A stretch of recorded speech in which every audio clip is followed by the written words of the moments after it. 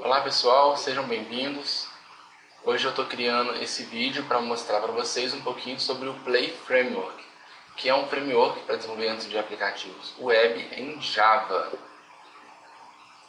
Esse framework ele possui inicialmente duas versões, que é a 1.2.4 e a 2.0, sendo que a 2.0 foi lançada bem recentemente, no início de março de 2012, e eu estou usando a versão 1.2.4, que é a versão que eu construí um projeto de teste com algumas telas.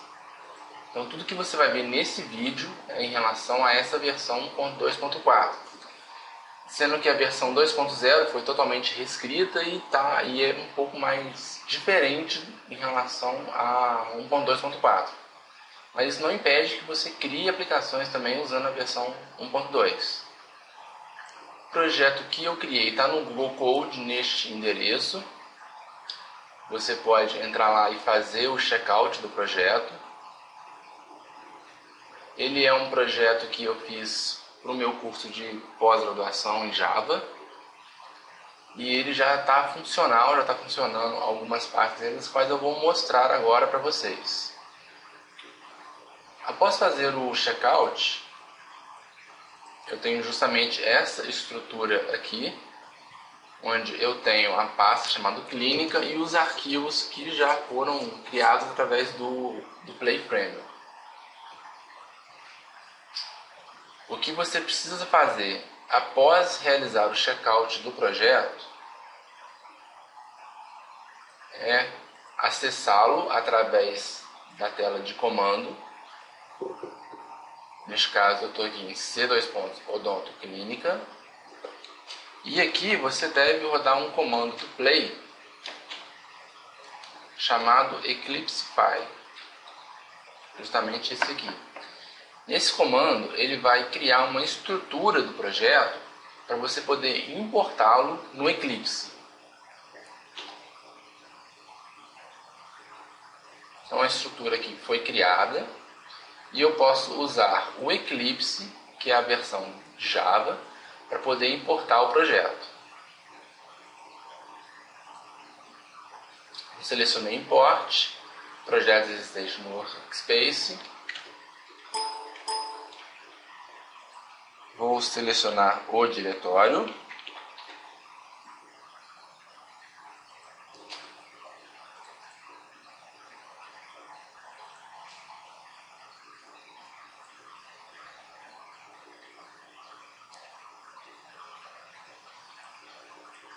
E selecionar o projeto. Então o projeto está aqui. A primeira observação que nós vamos fazer em relação ao Play Framework é que ele segue a estrutura MVC. Então nós temos as views, os models e os controllers. Tá? Ele possui um arquivo de configuração, que é a configuração relativa ao projeto. Ele possui um arquivo de rota, que define, de acordo com a URL digitada, para qual rota ele vai ser executado, qual controller e qual action que ele vai ser executado. Ele possui um arquivo de mensagens, para que você possa fazer uma tradução das mensagens ou adicionar mensagens novas. E, inclusive, ele possui no console, ele consegue criar um servidor web. Então você não precisa inicialmente instalar um Tomcat, por exemplo. A única coisa que você precisa é, depois que você importou o projeto no Eclipse, você clica no Run e ele já vai automaticamente aqui iniciar o projeto. Vamos dar uma olhada primeiro no projeto. Ele fica disponível em localhost na pasta 9000, como está sendo dito aqui. Então esse é meu projeto inicial. Por enquanto não tem nada, tem uma tela principal sem nada e tem uma tela de administração, A tela de administração, ela obedece, ela é fechada por login. Então eu tenho aqui um usuário e uma senha para poder logar, tá bom?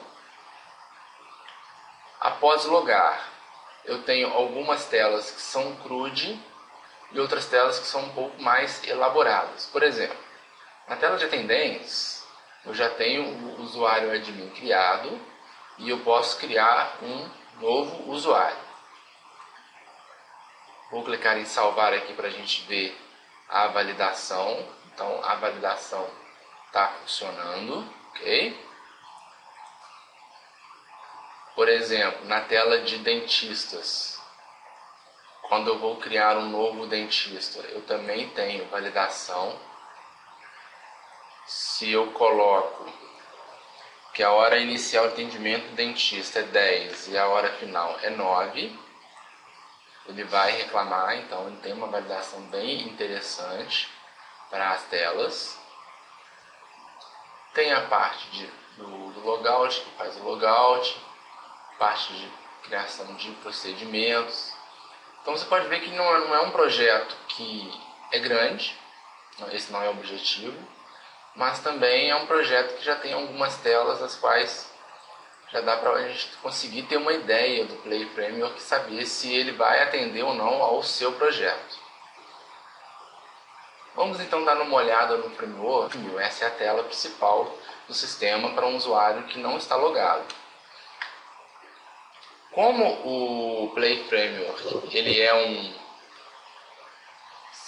um framework baseado no MVC, a primeira camada que é executada logo quando nós executamos uma URL é a camada de rota. Então ele passa primeiro pelo roteamento para saber para qual classe ele vai ser executado. Como eu estou executando aqui raiz, então ele vai executar application.index. Isso quer dizer o seguinte: ele vai executar a classe application e o método index. Esse método nós chamamos de action. Então eu vou vir aqui em app controllers application e este é o meu método index. Vou tentar aumentar a fonte aqui.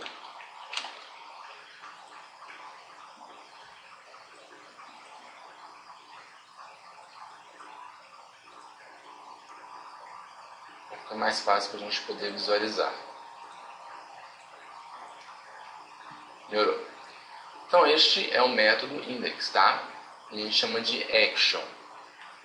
Então o que eu faço aqui? Estou verificando se existe um login, ou seja, se a pessoa está logada. Então se a pessoa não estiver logado, eu vou simplesmente renderizar a página. Esse render aqui ele é bem conhecido em sistemas MVC.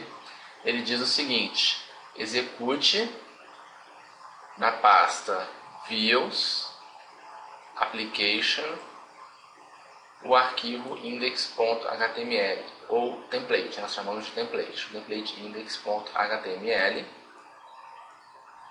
que inicialmente não possui nada. Vamos colocar aqui um olá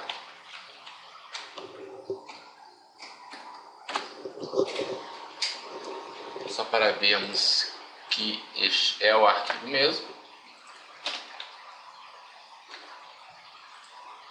Lá deu um problema de codificação. Por quê? Vamos dar uma olhada na nossa codificação. Ela tem que ser o TF8 sempre. Vou até alterar aqui também.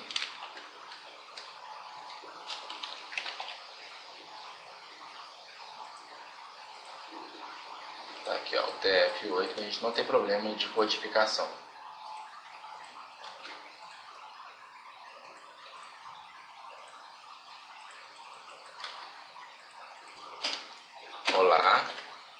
Olá, problema de codificação resolvido. Então, como ainda a pessoa não está logada, eu caio nessa tela aqui com esse olá aqui. No admin, podemos ver que ele está acessando login/form e na tabela de roteamento caímos nessa linha aqui. Quer dizer, Sempre quando eu tenho barra alguma coisa, algum texto, barra outro texto, na verdade eu estou executando controller action. É o controller action. Isso quer dizer o seguinte: controller login action form. Vamos dar uma olhada nele. Controller login action form. E o action form não tem nada, tem apenas o render, que vai fazer com que na pasta de views login o template form HTML seja executado. Aqui, vou dividir as telas. Temos como que são feitas as telas HTML do Play Framework. Ele usa o conceito de tags, tá? Então isso aqui é uma tag, isso aqui é uma tag, isso aqui é outra tag, que fazem com que algumas funcionalidades extras sejam implementadas. Por exemplo, no meu formulário de login, este set title aqui, ele seta este título aqui. Essa tag aqui form, ela vai criar, vou pedir para exibir o código fonte.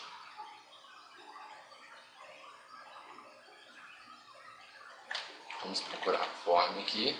Então olha só, essa tag form aqui, ela vai criar justamente essa tag form aqui. Ok? Então isso, quando você está estudando a documentação do Play Framework, você vai aprendendo a fazer e você verifica que realmente fica mais fácil de você criar algumas pastas do HTML usando essa nomenclatura. Então aqui o que eu fiz foi o seguinte: criei o form e só botei a informação de que quando eu clicar no enviar, quando eu submeter esse formulário, ele vai acessar o controller login e vai acessar o método try login. Ou seja, ele vai ser traduzido nisso aqui: controller login action try login. Ok? Antes da gente continuar no form, vamos dar uma olhadinha na pasta models. A pasta models é a que guarda todos os modelos que representam as tabelas do nosso sistema. Nós temos então o model pessoa, que está aqui, e este model ele herda justamente do model do Play Framework e ele usa JPA. Quem trabalha com Java e reconhece essas anotações sabe que nós estamos usando aqui JPA, tá? Então é uma tecnologia que o Play Framework adotou para que possamos criar os nossos modelos. Cada model geralmente representa uma tabela no banco de dados. Então nós temos aqui uma tabela pessoa, que possui os campos nome, login, senha. Esse @required aqui, ele define esse campo como requerido. Okay? A gente vai ver isso nesse vídeo também. O que interessa para a gente aqui então é login e senha, tá? Que estamos usando justamente neste formulário aqui. Olha só que interessante. Vou dividir a tela aqui. Nesse formulário eu estou criando dois campos do tipo texto e do tipo password. O campo do tipo texto, o atributo name, possui o valor p.login. E o password possui o valor p.senha. Por que isso aqui? Como esse formulário, ao ser submetido, ele vai executar o método try_login, vamos vê-lo aqui, como que ele funciona. Try_login, tá aqui, ó. Try_login. Nós temos que try_login é uma action que recebe um parâmetro P, que é do tipo pessoa. Esse pessoa aqui é esta classe aqui. Como essa classe tem essas duas propriedades, nós podemos fazer com que essas propriedades sejam aplicadas diretamente no formulário. Ok? Login aqui, login, senha, senha. Então vamos dar uma olhada na nossa action try login. A primeira coisa que eu tento fazer é logar através de um login e senha. Esse pessoa.find eu vou explicar ele mais para frente. Vamos pular ele e vamos supor que não existe nenhuma pessoa cadastrada no banco de dados. Porque se não tiver nenhum usuário na tabela de pessoas, eu nunca vou conseguir logar. Então isso aqui é só uma implementação que, claro, né, em produção nunca vai poder existir. Mas que como nós estamos fazendo alguns testes, eu criei este código aqui que faz com que, se o p.login for admin e o p.senha for admin, o que eu vou fazer? Eu vou criar um atendente, tá?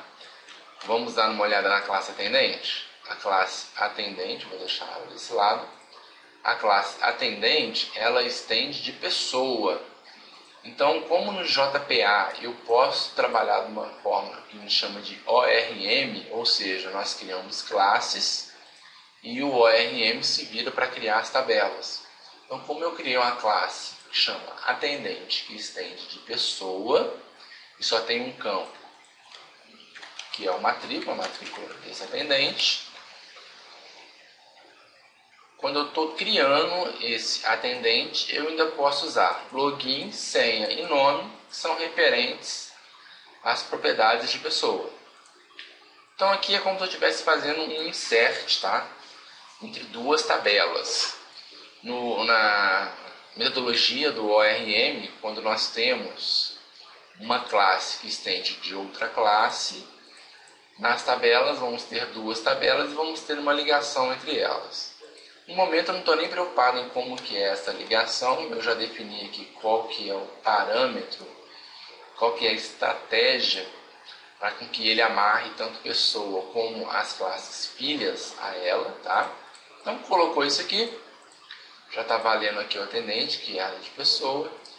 Quando ele executa esse código aqui, a pessoa é inserida no banco de dados.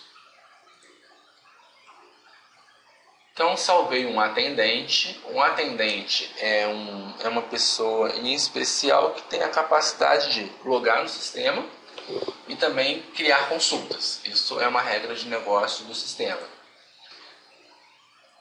Session.put é uma característica do Play Framework. Então, eu estou adicionando o ID dessa pessoa, tá? Criei a pessoa aqui e estou adicionando o ID dela na sessão.